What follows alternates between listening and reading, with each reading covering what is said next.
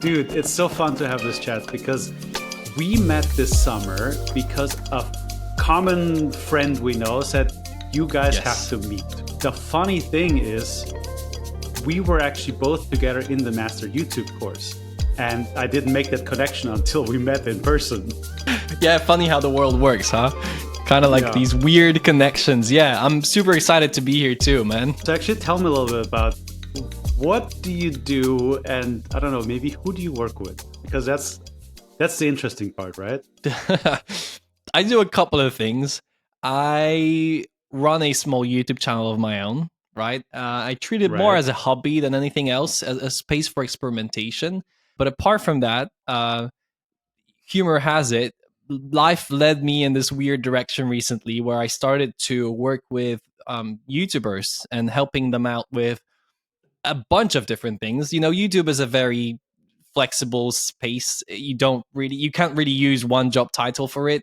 But YouTube creative director, YouTube whatever, like help person would be a good title to use. And some people that I have worked for are Nathaniel Drew, Ali Abdaal, and it still feels surreal to Nice. even say that. But again, it's like life works in its own funny ways.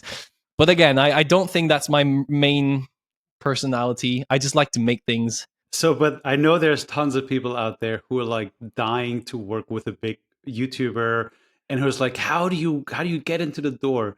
And you tell me it just kind of happened. What's the story? Yeah, well, it kind of happened. It kind of didn't. With both of those, I was part of their communities. So with Ali, I was part of PTYA for a while now, Hmm. and with Nathaniel, I was part of Frame by Frame. And Gotcha. apparently, maybe I just had. I wanted to be active. I wanted to take out of these communities. And I know that if you want to take things out, you got to give things. So I was just, I was trying to be a good community member, as simple as that, right? So for Ali, I actually went to a meetup in London, which was crazy because I actually just moved to Portugal. I left all my work behind because I have a background in graphic design, but I felt stuck. So I left that all behind, quickly realized that that was a mistake. You actually need money to live in a different country. And I fly to London like on the cheapest flight. And yeah, this is where I first met Ali. But to be fair, I didn't even really meet him because I was so excited by talking to everyone else that I never really had the chance to even have a conversation much with him. But the thing that Hmm. made me stand out is I was the only person making like recording videos on a freaking YouTuber meetup. The only person. So Really? everyone around me, they thought I was working for Ali. And I wasn't then, but I am now. And how that happened, I have no freaking idea. I applied for a job because I felt I needed a part time gig. Because again, I left my business behind in a way, and it happened. With Nathaniel, it's a different story. We did have a couple of conversations on Frame by Frame, but he saw one of my videos, the Schaefer Nickel interview, Okay. funnily enough, because they're friends. Then he saw another one of my videos, and then his lead editor, Lucas, messaged me, "Hey man, we loved your video. Would you like to become a part-time editor for us?" And I literally responded, "Fuck yeah." And then I deleted that message because I felt like it was maybe a little bit too straightforward, and I wrote something smart. And yeah, and that happened. So yeah, you ask if that just happened. I It feels like it, but to be fair, like I in a way always kind of manifested it. I know it sounds weird. I don't exactly believe in manifestation per se, but Okay. there were moments, there were like things that I feel like I did that I knew potentially could lead me to these moments right now, right? Most importantly, I just put myself out there. When I was reaching out to Schaefer, it was, I just sent him a voice note saying, "Hey, you make absolutely stunning work. I would love to pick your brain. Is there any chance we could just chat and maybe record the conversation?" He said yes, and that led to another thing, which led to another thing, which led to me being here today in a way, right? Yeah. So, do things just happen? Yes, they do. but you can control some things that, you know, increase your surface area for luck, if you will, and then these things suddenly start happening, but it's actually an event of a process. I love that. And yeah, man, I mean, it mirrors my experience, right? The simplest thing is just you send a message to somebody you like, you vibe with, and they're like, hey, can we have a chat? If Yeah. you're able to record it, wow, and make content out of it, you know, that's amazing. You can, you know, that's what we're here for.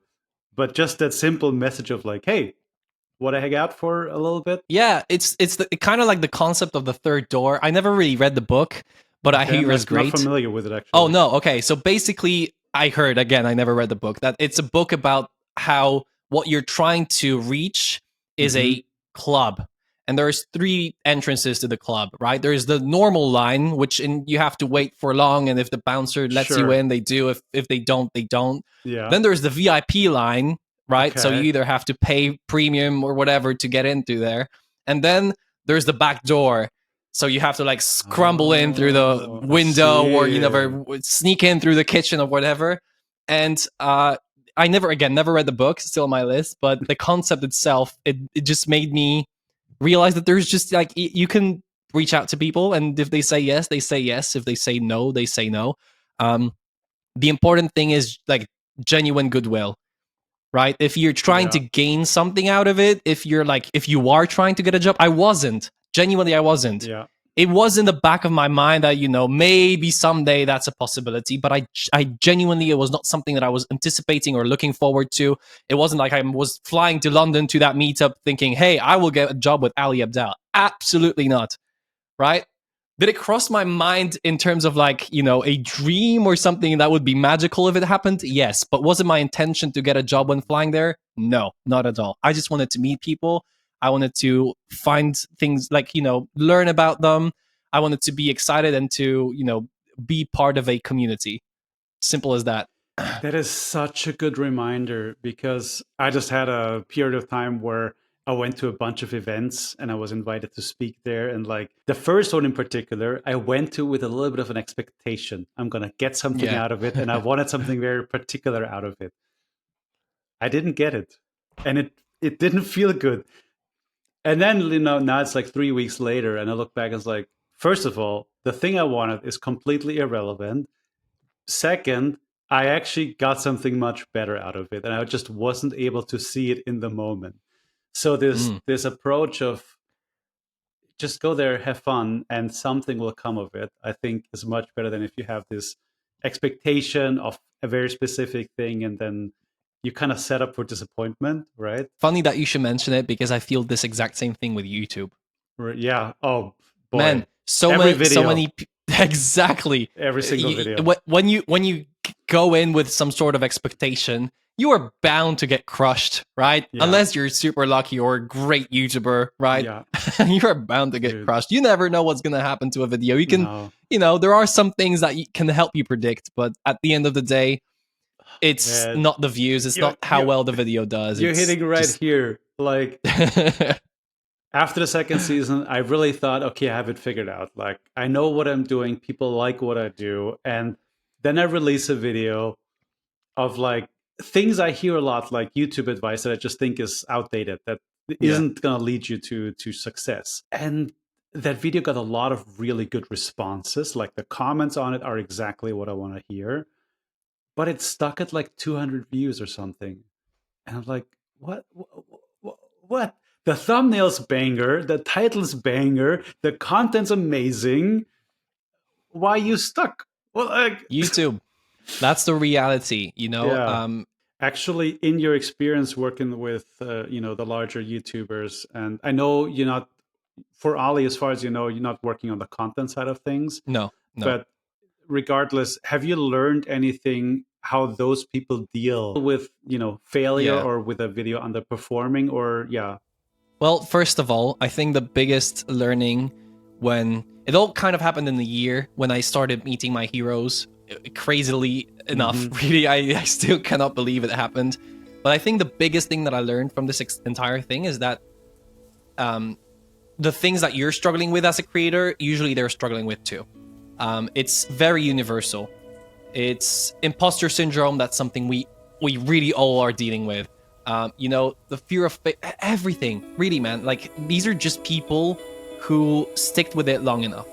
Usually, they struggle with the same fears, with the same things that we struggle with. They just keep going. They just push through that. Right. That's the only Mm. difference. And you know, as far as I know, Ali genuinely doesn't even check that anymore, right? He's got a big team going on, so like he doesn't even know how many views a video gets. It's more of Tintin's job, the YouTube producer. So you know, he doesn't really worry about that at all. If it comes to Nathaniel, well, the thing that surprised me the most, and I think the biggest learning from working with him, is that it's possible to make something world class if you only put enough work and effort into it. That's the biggest thing I learned. You know, Nathaniel, Lucas, Gabriel, which was also one other part-time editor that we worked with. Um, these people are insane in the amount of effort they put into everything they make. It's so meticulous and so detail oriented, and they don't let any stone unturned. It's so inspiring how you know, in a way, positively obsessed they are about the craft and the work that they're making, and that's why these videos turn out so great, right? So yeah, I think Nathaniel right now is also in this stage, and again, I cannot speak for him, but it seems like he's in the stage where he's just making stuff that he wants to be making, and I'm super happy about this. Really, it's just it feels so refreshing. I've always admired people who do this. It's just like the anti YouTube algorithm way to approach stuff, and it's still working for him, which is awesome, right? People are responding really well to his Nathaniel Drew 4.0 era. So talking about that, it's your creative outlet. It's your, what did you call it? Like it's more your hobby to make videos on YouTube.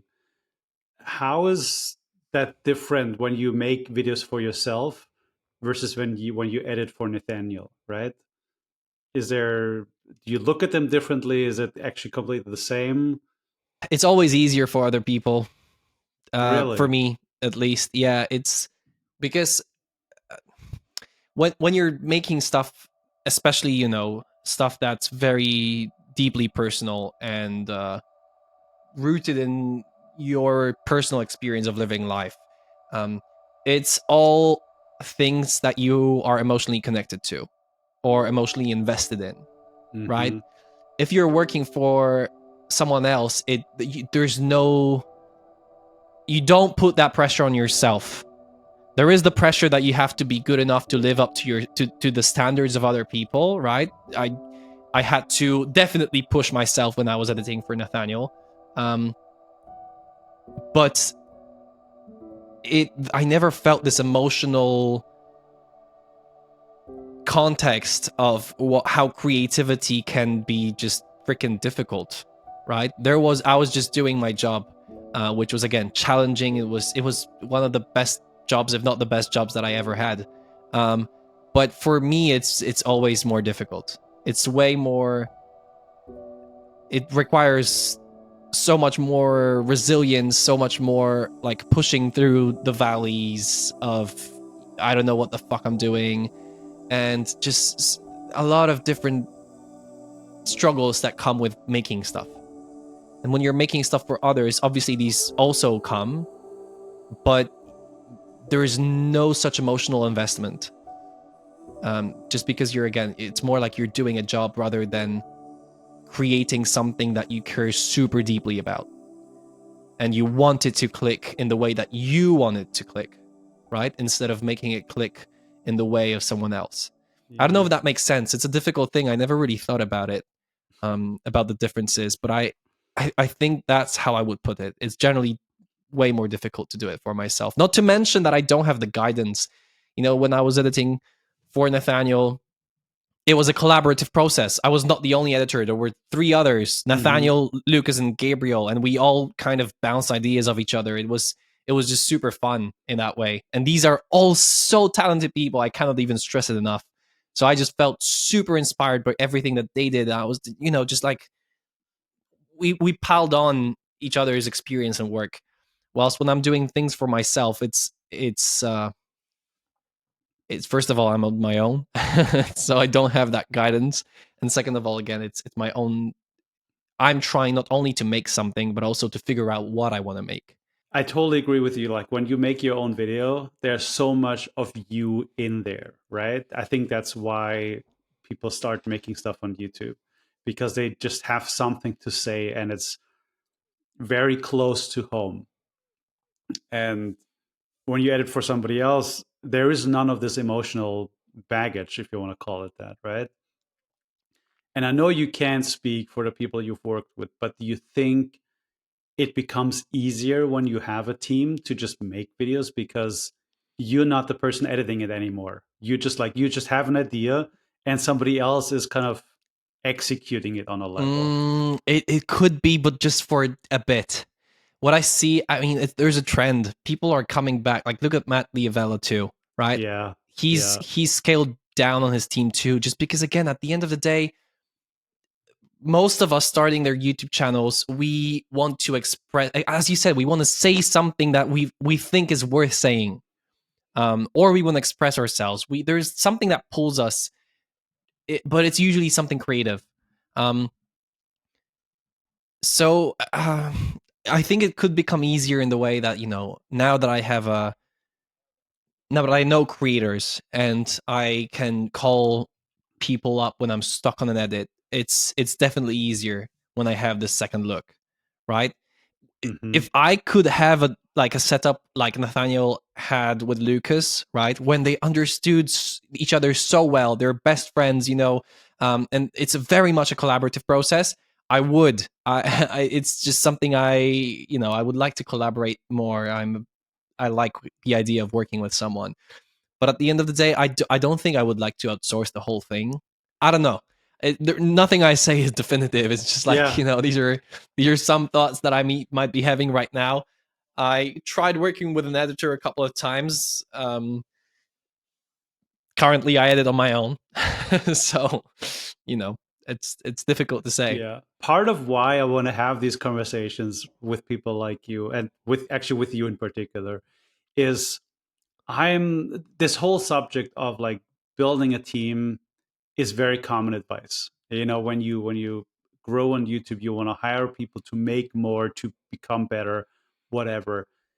And I'm just constantly feeling very resistant to that idea. It's just like I want to do as much as possible by myself. And boy, is it limiting me right now. Because, you Mm, know, if you're traveling a bunch, if you have a bunch of other yeah. appointments, if you get sick, the whole machine just stops working. And it sucks. Because like, it's the middle of October right now. And I'm genuinely had to ask myself this question of just like, okay, do I just like write off the rest of the year and just focusing on producing a next season for next year? Or do I try to make the most out of the couple weeks that I have left to like make some cool videos? And it's a tough decision, right? If you're a creator, it's still all tied to you, right? Even if you had a team, like if you get sick, you won't be able to make a video. They might be able to edit it somewhere along the way, right?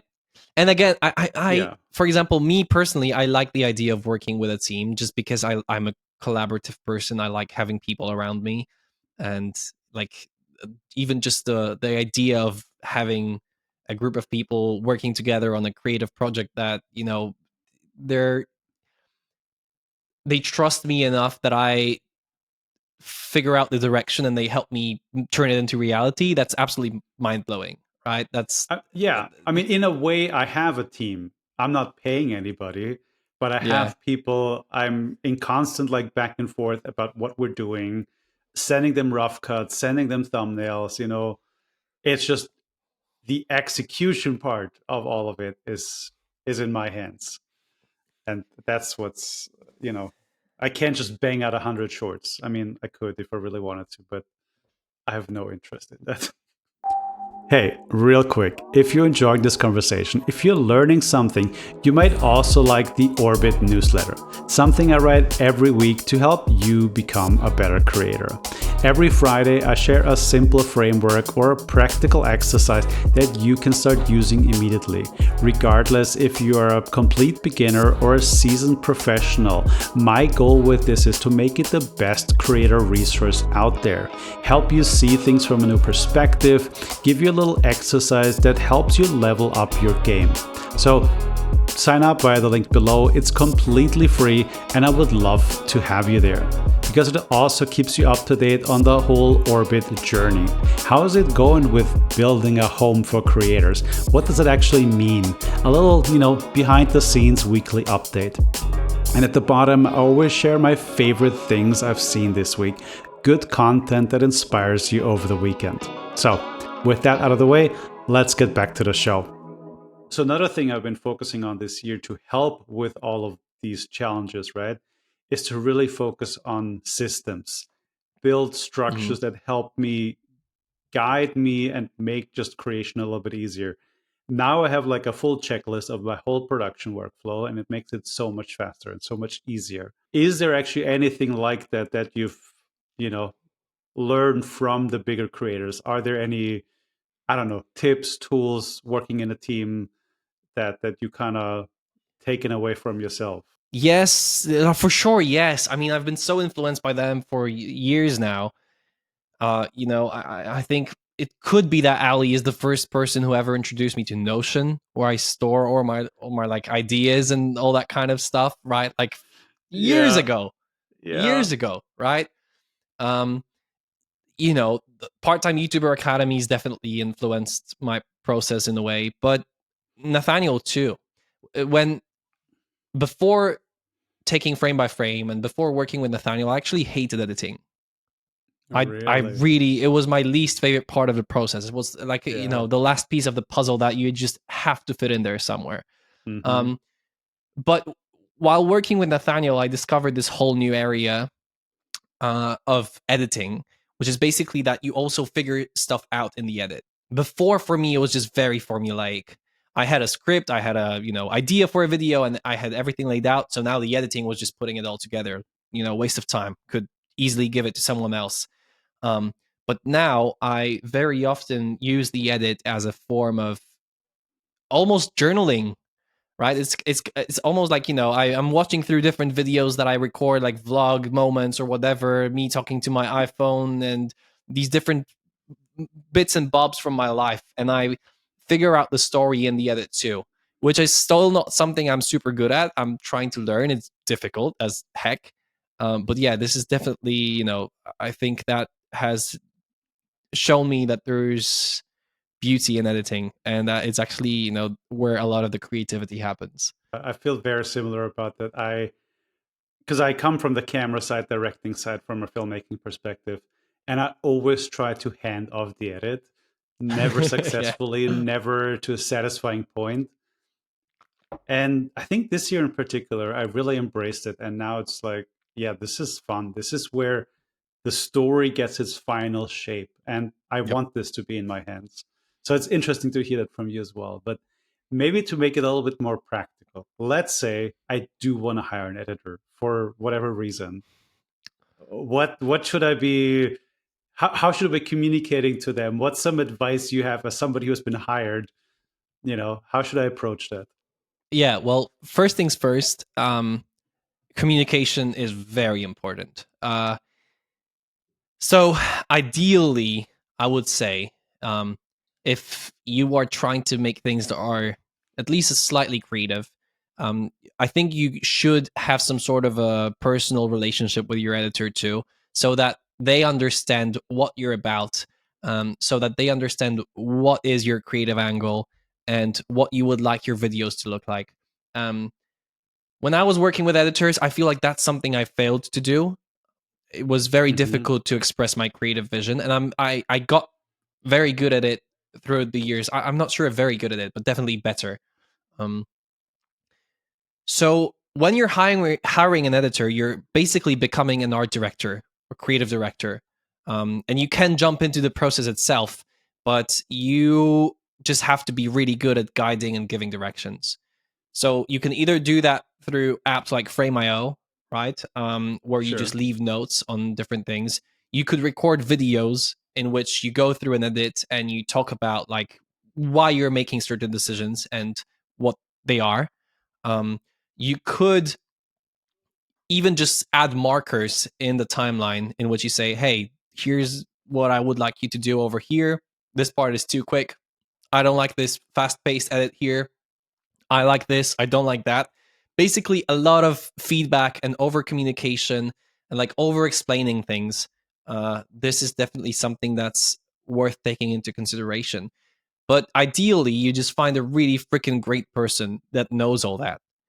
That's a utopia, to be fair. And it's not many Yeah. people, not many of us get to get there. I really wish I will, because I feel like that would really enhance my process and make it more fun. Because again, I like collaborating. And also, if you're hiring someone, ideally, you like something about their creativity. So you also let them express part of it in what you're making, right? Then it's not someone is just making their job, but they're inputting something too. They're adding something. I think that is the biggest challenge because there's no shortage of people messaging me being like, "Hey, I want to edit something," you know. Mm. Um, yeah, that just happens when you put out consistently and you talk about being a creator. People start Yeah. sending you emails or DMs and be like, "Hey, I want to edit for you for free." And then I look at their portfolio, which very often is just an Instagram page with 3 videos on it. There's no personality there. It's just copy pasting some, uh, uh, Yes, I get. C level version of Mr. Beast or something like that. It's just like Yeah. there's no basis for us to work together because hey, I'm making long form conversations, and I want to see that this is something you can do.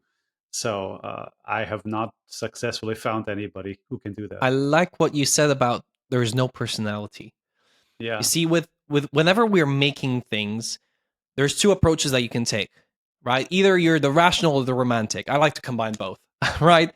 So Ooh. if you're on the far end of the romantic side, you're very artistic. You're very much self-expressive.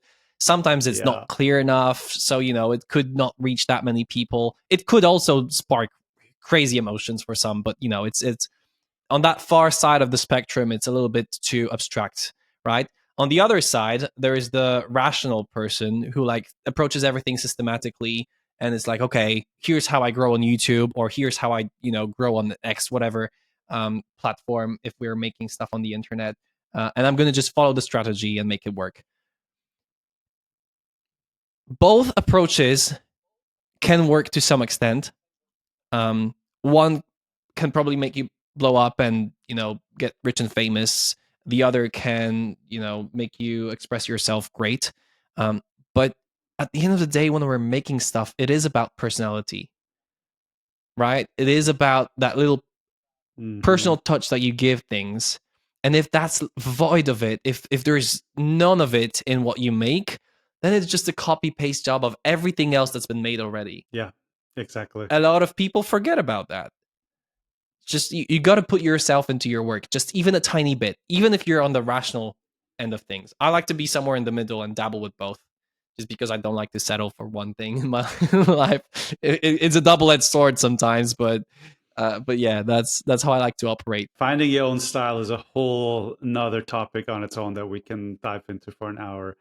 But maybe, Yeah. if you think about this person who really wants to start a YouTube channel or start posting on, Instagram, whatever, uh, but they just haven't taken that first step. What would you tell them? Great question. Probably not to overthink things too much. Um, I think the biggest question you got to ask yourself when you start making stuff, and it's a very difficult question to answer. It's why? Why do you want to Yeah. make stuff? Right? It's Yes. like, do you want to self express? Do you want to earn money? Do you want to get rich and famous? Do you want to impress people? You have to be really dang honest with yourself about why. I don't think there is a bad why unless you're trying to do evil stuff, right? It's okay if you want to earn money, but you have to be honest with yourself. What is it that you're actually trying to accomplish with making stuff, right? Yeah. Do I know the answer? No, yes, both. I don't know. It's like it changes too. Some days more, some days less. Exactly. Like I definitely was in this stage of, hey, I want to make it on YouTube to, gain financial freedom and, be able to work Yeah, from wherever and whenever. Of course. Of course. But when I go back to why I actually started, it was an accident, really. It was, I had a lot of free time on my hands in COVID, and I made a video to express my thoughts, to share something with the world that I thought was worth sharing. And it went on from there. So definitely ask yourself why, but also don't overthink things. If you want to make stuff and you just feel it, it's not like you have to know the answer why. You can also just make stuff and figure it out yeah, along the way. So there's two approaches really. The architect and the archaeologist, right? You can figure things out along the way, or you can try and strategize everything. Usually, the strategizing everything doesn't really work because you need some data to pull from, yeah. and you That get that data sounds from actually making stuff. that sounds like something you pull from Ali's playbook. Oh, I did. It's taken from PTYA. Yeah. Yeah, yeah. The why is so important, and I don't think you can strategize the why. Like sitting down and thinking Mm, is not going to get you there. You have to do something to actually find your deeper why, because very often it starts with I want to make money, but money is, the way I see it, money is just an outcome. It's not the yeah. actual reason why you do something. Yeah. Yeah, I that's talk to a lot of creators these days. Again, funny thing happened. um, and when I think about it, there's two main reasons why people start making stuff. And again, one is because there is a creative voice inside of them that they just want to find an outlet for. And then the other one yeah, is, yeah, they want to make a business, build a business. They see it, they see this as a way of building a business around the YouTube channel or on social media. But to be fair, I'm not quite sure how great of a business model this is. The market is so saturated. So, if you lived in a town where everyone was a plumber, or at least there was way too many plumbers for the things that needed plumber fixing, right? Would you become a plumber? I don't know. Difficult to say. It's a great way yeah. to seize opportunities, I would say. Is it a great way to make money? If you make it, yes. If you don't, and you never really know if you will. I don't know if I should feel encouraged or not, but on that note, You should, because that's what allows you to freely do the other thing, right? Which is just put yourself out there and don't expect anything. This is what we talked about yeah, before, yeah, right? It's like yeah, when you're going yeah, into a networking event and you want to walk out of there with a job, you might be disappointed. If you're walking into yeah, YouTube and you expect that within a year you're going to become a millionaire, you might get disappointed. If you just walk into YouTube and put yourself out there with goodwill and you don't expect anything in return, amazing things will happen. Really. Even at, okay. not even 5,000 subscribers, amazing things have happened to me because of my YouTube channel. So I definitely would encourage everyone to start. So on that note, because you have a very multidimensional life with very different areas, do you Yeah. have any idea of what success actually looks like to you? Oh, great question. Fantastic question. Um, I would say that at this stage in my life, not really. No. There were moments where, yes, I did have it figured out, but it's changing. And I think that currently, the thing that I'm just trying to build for myself in terms of success is being able to live by my four core values, which again could change in the future, but are currently freedom, impact, connection, and adventure. And I think just living by these four values is success to me, right? And the way to get there, there is a bunch of different ways. And I'm not fully there just yet. So again, there is definitely work to be done. But there is no one thing that I would call success. I don't think my life would suddenly become phenomenal and fantastic, and I would feel fulfilled when I reach a certain threshold on YouTube. At the end of the day, these are just numbers, and when you reach one, you go on to the next one. But if you think of values, and what you actually love the most in life, and you try to live by that, I think that's when you feel fulfilled. And feeling fulfilled, isn't that success? Again, wise words from a young man. If people are now really like want to know more about what you actually do, where can people find you? What's the best way to stay in your orbit? um, just search up my name, Bartek Malinowski, and hopefully, if I'm doing a good enough job, you'll find stuff that I make. All right, dude, this was fun. Yeah, thanks so much. Thank you. That's it. That was my conversation with Bartek. I hope you enjoyed it. If you're still watching, thank you. It really means a lot. And if you're new here, my name is Valentin. This is the Orbit for Creators YouTube channel. And I'm trying to highlight creators who are just one step ahead of you. People who are on your level, who you can trust, who you can really learn from. Especially with this series right now, I want to highlight a few people who are not rockstar creators, who haven't like made it, but people who I've met along my creator journey who helped me unlock something. Because genuinely, one of the biggest things that help you succeed in this creator career is having YouTube friends, creative allies. And to help you with that, I want to launch something early next year. If you want to see that come to life, check out the link below and sign up for the waitlist. That's gonna guarantee that you'll hear about it first. And once it's ready, I'll let you know more details. But for now, I say thank you so much for watching, and I'll see you next time. Everything with pitching is around knowing who the audience is on the other side. That channel grew to 1,000 subscribers in 1 or 2 months. That was the feeling, okay, I know a little bit of what I'm doing here. I'm not really seeing the YouTube channel as a real YouTube channel at the moment. I'm not sure how everything worked out so well